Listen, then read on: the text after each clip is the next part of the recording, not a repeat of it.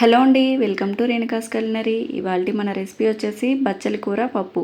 ఈ బచ్చల కూర పప్పు రైస్ చపాతీ వేటిలోకైనా సరే చాలా టేస్టీగా ఉంటుంది. ఇంకా లేట్ చేయకుండా ఎలా తయారు చేసుకోవాలో చూసేద్దాం.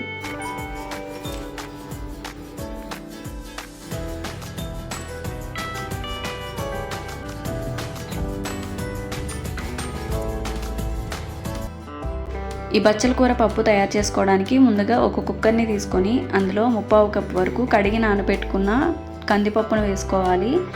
ఇందులోనే ఒక మీడియం సైజ్ ఆనియన్ని, 2 మీడియం సైజ్ టమాటో ముక్కలు, 6 నుంచి 7 వరకు పచ్చిమిరపకాయలు, అలాగే కొత్తిమీర, 2 కప్పుల వరకు బచ్చల కూర వేసుకోవాలి. ఇందులోనే చిన్న నిమ్మకాయ సైజ్ అంత చింతపండు, 1 టేబుల్ స్పూన్ వరకు కారం, 1/2 టీ స్పూన్ పసుపు, 2 కప్పుల దాకా వాటర్ కూడా వేసుకొని బాగా మిక్స్ చేసుకోవాలి.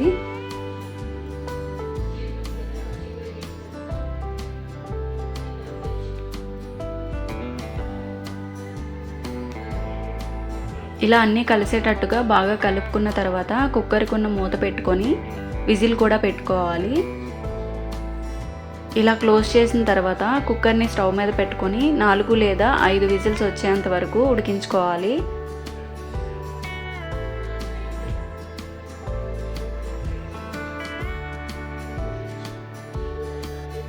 చూడండి, 4 విజిల్ తర్వాత ఇలా కుక్కర్కి ఉన్న ప్రెషర్ పోయేంత వరకు పక్కన ఉంచుకోవాలి.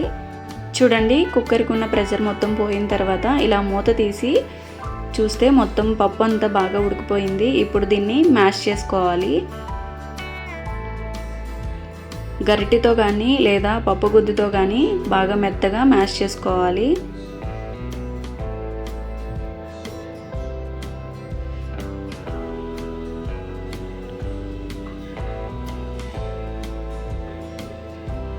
చూడండి, ఇలా మ్యాష్ చేసుకున్న తర్వాత ఇందులో టేస్ట్కి సరిపడా సాల్ట్ వేసుకోవాలి.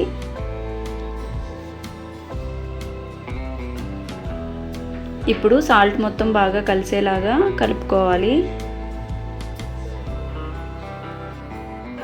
ఇప్పుడు పోపు కోసం స్టవ్ పై ప్యాన్ పెట్టుకొని 1 టేబుల్ స్పూన్ వరకు ఆయిల్ వేసుకోవాలి.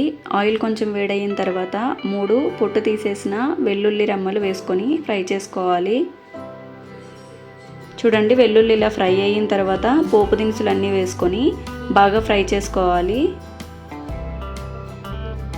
ఇలా ఫ్రై అయిన తర్వాత పప్పులోకి ట్రాన్స్ఫర్ చేసుకుంటే బచ్చల కూర పప్పు రెడీ అయిపోయినట్టే. ఇలా తయారు చేసుకున్న పప్పుని రైస్లోకైనా చపాతీలోకైనా చాలా టేస్టీగా ఉంటుంది. ఒకసారి తప్పకుండా ట్రై చేసి ఎలా వచ్చిందో కామెంట్ బాక్స్లో కామెంట్ చేయండి. ఈ రెసిపీ మీకు నచ్చినట్లయితే లైక్ చేయండి, షేర్ చేయండి. అలాగే మరిన్ని వీడియోస్ కోసం రేణుకాస్ కులినరీ ఛానల్ని సబ్స్క్రైబ్ చేసుకోండి. Thank you for watching.